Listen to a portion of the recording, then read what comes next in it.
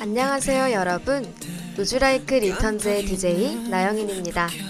미지의 세계인 우주. 여러분은 우주의 모습을 상상해 보신 적이 있으신가요?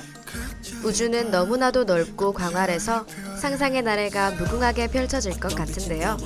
그럼 오늘 라디오를 통해 머릿속으로 우주의 발자취를 조금씩 따라가 보길 바랍니다. 그럼 우주라이크 리턴즈 지금 시작합니다.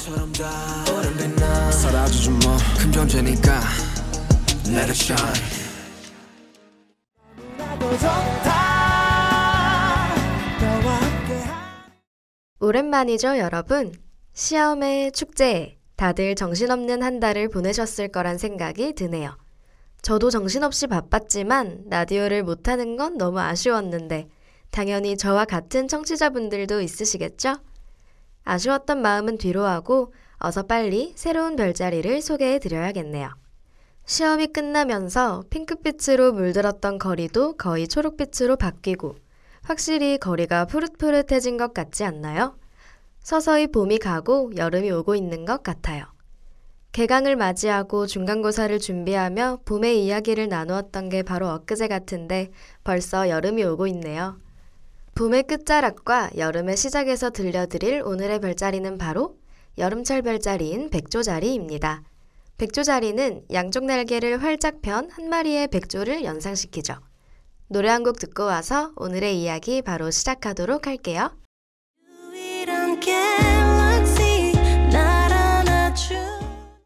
백조자리의 모든 것을 파헤쳐볼 준비 다들 하셨나요? 이번 코너는 백조자리의 모든 것을 알아보는 시간 TMI 오브 백조자리입니다. 백조자리는 여름철에 천구의 꼭대기 근처에서 보이는 별자리예요. 은하수 한가운데에 위치해 있으며 꼬리 부근에 있는 백조자리의 알파성 데네브는 견우성, 직녀성과 더불어 여름철의 삼각형을 이룹니다. 어라? 좀 익숙한 이야기 아닌가요? 2화에서 다루었던 목동자리의 알파별 아르크투루스와 스피카, 그리고 사자자리의 베타별 데네블라로 이어지는 곡선인 봄의 대삼각형이 봄철의 대표적인 길잡이별로 꼽힌다고 했던 것, 다들 간단하게 정도는 기억나시나요? 이를 참조해서 더 이야기를 해보자면 여름의 대삼각형은 여름철 북반구 밤하늘에서 쉽게 볼 수 있는 밝은 별 3개가 이루는 가상의 삼각형이에요. 백조자리의 데네브, 독수리 자리의 알타이르, 거문고 자리의 베가로 이루어지는 삼각형 모양의 성군입니다. 여름의 대삼각형은 봄의 대삼각형과 마찬가지로 여름철 대표적인 길잡이별로 꼽히며 북반구 중위도에서 여름철 자정 무렵에 거의 머리 바로 위에 위치해 있어요. 북반구 밤하늘에는 대삼각형 근처에 이들만큼 밝은 별이 없기 때문에 형태를 쉽게 식별할 수 있다고 합니다. 하지만 여름에만 보이는 것은 아니고 봄에는 신새벽의 동쪽에서, 가을에는 저녁의 서쪽에서 11월까지 볼 수 있다고 해요. 남반구에서는 겨울철 하늘에 뒤집혀서 보인다고 합니다. 이렇게 곳곳에서 오래도록 볼 수 있는 별자리가 있다니 보이는 곳마다 찾아서 보고 싶은데요. 또 앞서 언급했듯이 백조자리의 알파성은 데네브입니다. 백조자리에서 가장 밝은 별이며 밤하늘에서는 19번째로 밝은 별이기도 하죠. 겉보기 밝기는 1.25등급으로 상당히 밝은 별이라는 것을 알 수 있어요. 이는 우리 태양보다 거의 6만 배 더 빛나고 약 20개의 태양 질량을 가지고 있답니다. 여기서 태양 질량이란 천문학에서 사용하는 질량의 단위로 태양 한 개의 질량과 같은 값이라는 것을 의미합니다. 한마디로 데네브의 질량도 어마어마하게 크다는 것을 알 수 있는 거죠. 여기서 정확한 거리를 구하기는 어렵지만 그럼에도 불구하고 데네브는 첫 번째 크기에서 빛나는 가장 먼 별입니다. 또한 알려진 가장 큰 하얀 별들 중 하나이기도 해요. 데네브라는 이름은 아랍어로 꼬리를 뜻하는 다나브 또는 암탉의 꼬리를 의미하는 다나브 아드 다자자라는 구절에서 유래됐습니다. 데네브는 본래 고유 명칭이 여러 개 있었는데 대표적인 것으로 아리데드와 아리디프가 있어요. 그러나 오늘날 이 이름을 쓰는 경우는 거의 없다고 합니다. 다들 잘 따라오고 계신가요?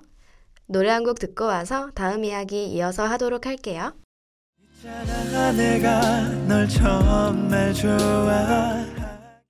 노래 듣고 왔습니다. 별자리 하면 빠질 수 없는 두 번째 이야기, 바로 그리스 로마 신화가 있죠. 이 백조자리에도 아주 재미있는 이야기들이 숨어 있으니 놓치지 말고 따라와 주세요. 백조자리는 그리스 신화에서 제우스와 레다의 신화와 관련이 있어요. 스파르타 왕의 왕비 레다는 백조로 변신한 신 제우스의 유혹에 넘어가 두 쌍둥이를 낳았는데 두 개의 알을 낳고 보니 한 알에서는 헬레네와 클리타임네스트 여자아이 둘이 나오고 다른 한 알에서는 폴리데우케스와 카스토르 남자아이 둘이 태어났다고 해요. 이 아이들 중 헬레네와 카스토르는 제우스의 자식이고 클리타임네스트와 폴리데우케스는 레다의 남편이자 스파르타 왕 틴다레우스의 자식이라는 이야기가 있습니다. 여기서 백조자리는 레다를 유혹하기 위해 백조로 변신한 제우스의 모습이라고 하죠. 또한 백조자리는 때때로 디오니소스를 공경하지 않는다는 이유로 트라키아 마에나드족에 의해 살해된 그리스의 비극적인 영웅 오르페우스로 확인되기도 합니다. 죽은 후 오르페우스는 백조로 변신하여 하늘에 있는 검은 고자리 옆에 놓였다고 해요. 그리고 마지막으로 그리스 신화에서 키크누스라고 불리는 여러 사람 중 어떤 사람과도 연관되어 있습니다. 이게 무슨 말인지 잘 이해가 되지 않으실 수도 있는데요. 이는 헤라클레스의 결투에 도전했다가 살해된 아레스의 살인적인 아들 키크누스, 트로이 전쟁에서 트로이아 편에서 싸운 포세이돈의 아들 키크누스, 아킬레우스에게 살해당해 죽은 후 백조로 변신한 아레스의 아들 키크누스, 태양의 죽음의 아들 파에톤의 절친한 친구 사이크누스가 대표적입니다. 키크누스라고 불리는 여러 사람 중 어떤 사람과도 연관되어 있다. 이제 이 말의 의미를 이해하셨나요?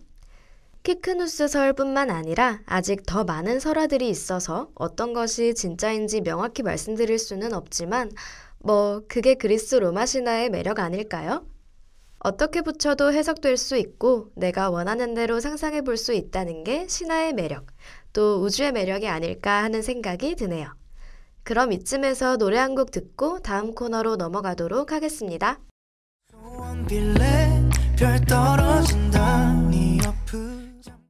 백조자리에 관한 이야기 놓치지 않고 다들 잘 따라오고 계신가요?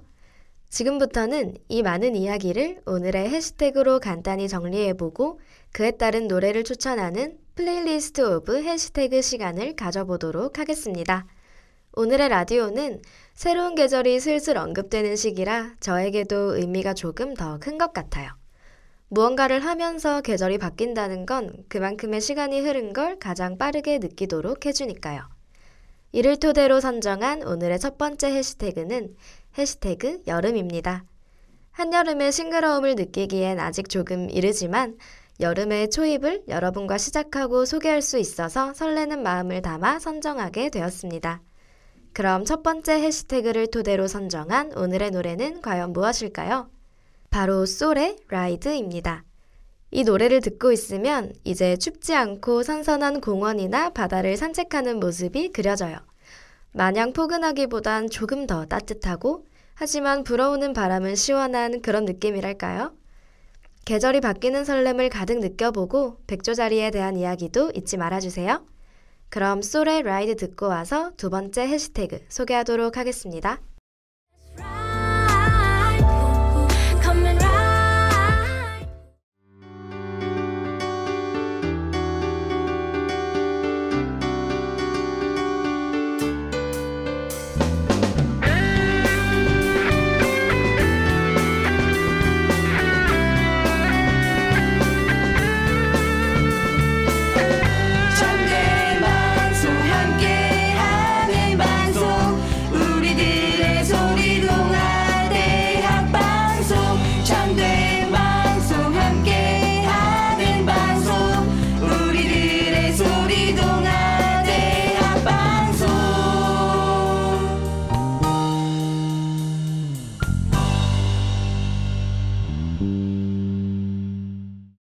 노래 듣고 왔습니다.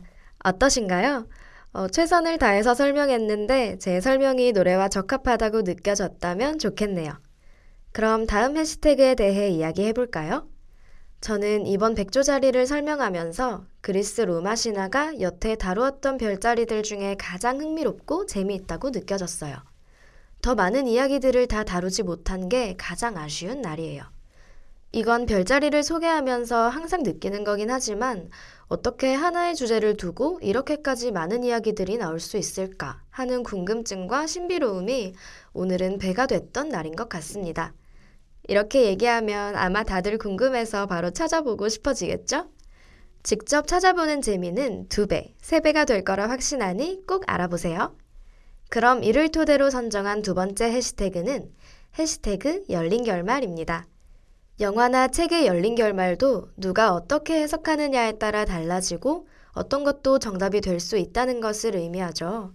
저에게는 오늘의 백조자리를 포함해 모든 별자리를 관통하는 의미이기도 한 것 같아요. 그래서 제가 선정한 두 번째 추천곡은 원필의 행운을 빌어줘입니다.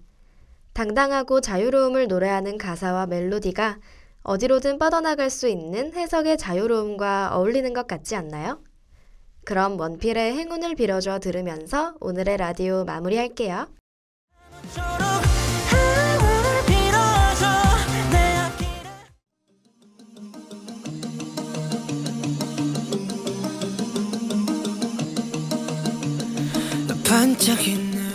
오늘 이야기 나눈 백조자리 편.